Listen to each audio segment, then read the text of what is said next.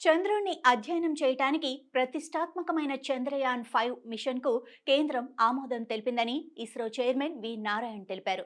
25 కిలోల బరువున్న rover Pragyan మోసుకెళ్లిన Chandrayaan three machine మాదిరిగా కాకుండా చంద్రయాన్-5 మిషన్ చంద్రుని ఉపరితలాన్ని అధ్యయనం చేయటానికి 250 కిలోల రోవర్‌ను మోసుకెళ్తుందని అన్నారు.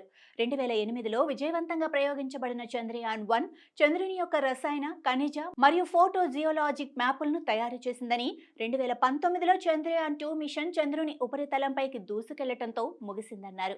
చంద్రయాన్-2 ఆర్బిటర్లోని హై రిజల్యూషన్ కెమెరా వందలాది చిత్రాలను పంపిందని నారాయణ్ చెప్పారు. చంద్రయాన్-3 మిషన్ చంద్రయాన్-2కు కొనసాగింపుగా చంద్రుని ఉపరితలంపై సురక్షితంగా ల్యాండింగ్, సంచరించటంలో ఎండ్ టు ఎండ్ సామర్థ్యాన్ని ప్రదర్శించడానికి ఉద్దేశించబడిందని, ఇది ఆగస్టు 23, 2023న చంద్రుని దక్షిణ ధ్రువ ప్రాంతంలో విక్రమ్ ల్యాండర్ను విజయవంతంగా సాఫ్ట్ ల్యాండ్ చేయగలిగిందని అన్నారు. 3 రోజుల క్రితం చంద్రయాన్-5 మిషన్‌కు తమకు ఆమోదం లభించిందని, తాము జపాన్‌తో కలిసి దీనిపై పనిచేయనున్నట్లు నారాయణ్ తెలిపారు. చంద్రయాన్-4 మిషన్ 2027లో ప్రారంభించబడుతుందని భావిస్తున్నారు.